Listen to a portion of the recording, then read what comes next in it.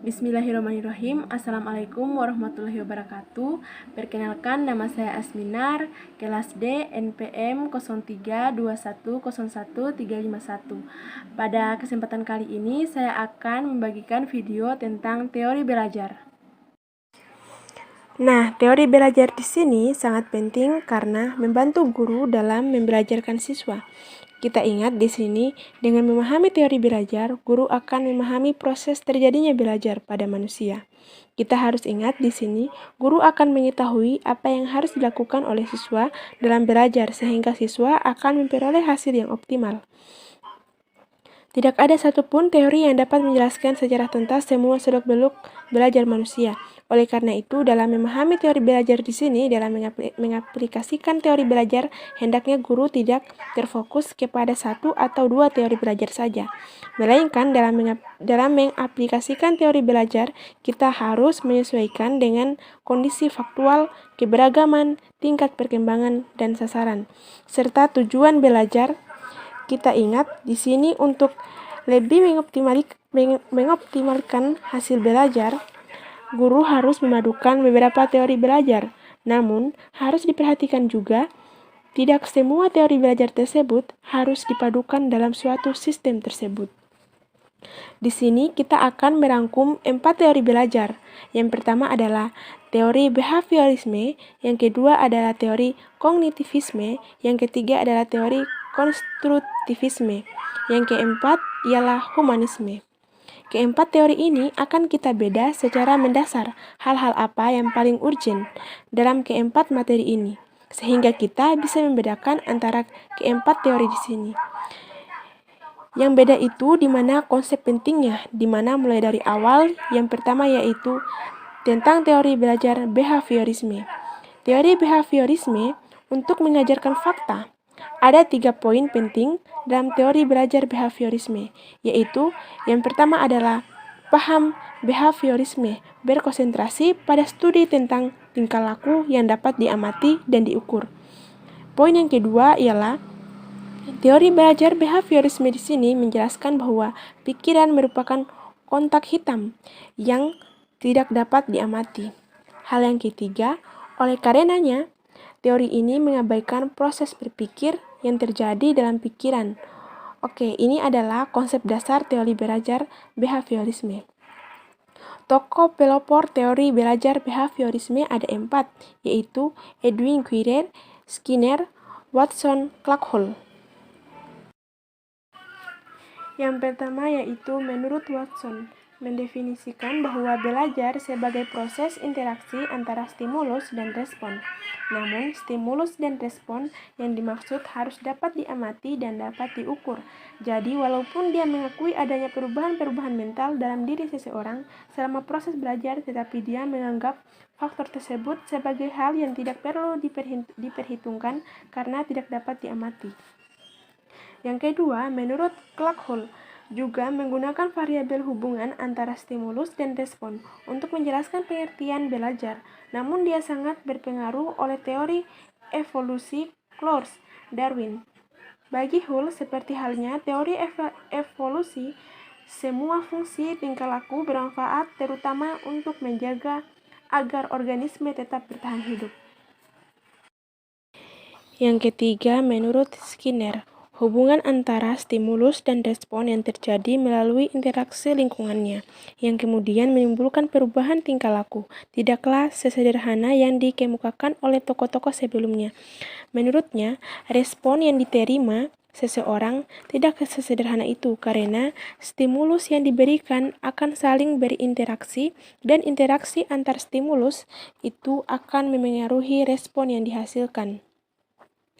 Yang keempat, yaitu asas belajar Guthrie. Yang utama adalah hubungan contiguity, yaitu gabungan stimulus-stimulus yang disertai suatu gerakan pada waktu timbul kembali cenderung akan diikuti oleh gerakan yang sama. Guthrie juga menggunakan variabel hubungan stimulus dan respon untuk menjelaskan terjadinya proses belajar. Kemudian, teori yang kedua yaitu teori kognitivisme. teori kognitivisme untuk mengajarkan proses dan prinsip. Ada 3 hal penting yang saya rangkum tentang teori belajar kognitivisme. Artinya, kognitivisme didasarkan pada proses berpikir di balik tingkah laku yang terjadi. Poin yang kedua adalah perubahan tingkah laku diobservasi dan digunakan sebagai indikator untuk mengetahui apa yang terjadi di balik pikiran siswa. Hal yang ketiga, pada teori belajar kognitivisme di sini, belajar adalah perubahan persepsi dan pemahaman. Perubahan persepsi dan pemahaman tidak selalu berbentuk perubahan tingkah laku yang bisa diamati. Nah, setidaknya di sini ada asumsi dasar dari teori belajar kognitivisme. Di sini, asumsi dasar dari teori ini adalah setiap orang telah mempunyai pengalaman dan pengetahuan dalam dirinya. Pengalaman dan pengetahuan ini tertata dalam bentuk struktur kognitif. Dalam teori belajar kognitivisme di sini ada 4, yaitu teori perkembangan kognitif Piaget. 2. Teori Brunner. Teori ini lebih ke matematiknya. 3. Teori bermakna Ausubel. Oke, sekarang kita bahas teori ketiga, yaitu teori belajar konstruktivisme. Konstruktivisme di sini didasarkan pada pernyataan bahwa kita semua membangun pengetahuan kita sendiri dari lingkungan untuk memperoleh pengalaman dan skema.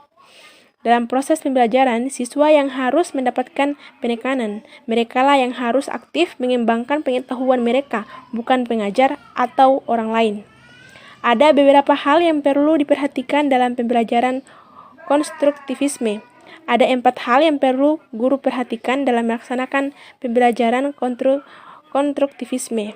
Yang pertama, 1. Harus mengutamakan pembelajaran yang bersifat nyata dalam konteks yang relevan.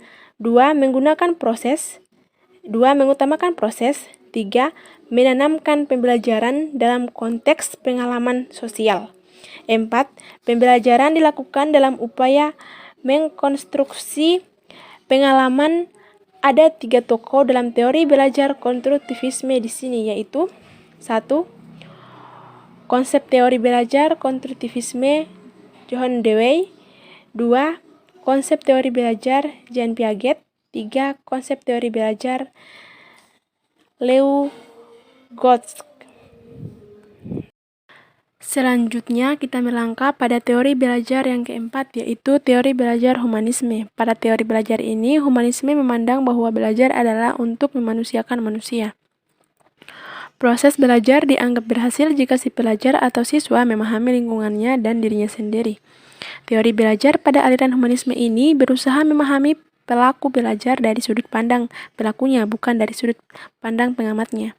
Lebih jelasnya lagi, pada teori belajar humanisme di sini, pemikiran humanistik mendesak agar di dalam mengajar guru harus memperhatikan minat dan kebutuhan anak, dan lebih jauh lagi dapat menciptakan lingkungan kelas yang sehat secara sosial dan emosional, yang ditandai dengan adanya penerimaan dan rasa saling menghargai. Di sini dari keempat teori tadi, behaviorisme, kognitivisme, konstruktivisme, kemudian humanisme. Untuk video ini, saya hanya merangkum secara sekilas hal-hal penting apa yang mendasari dari keempat teori tersebut.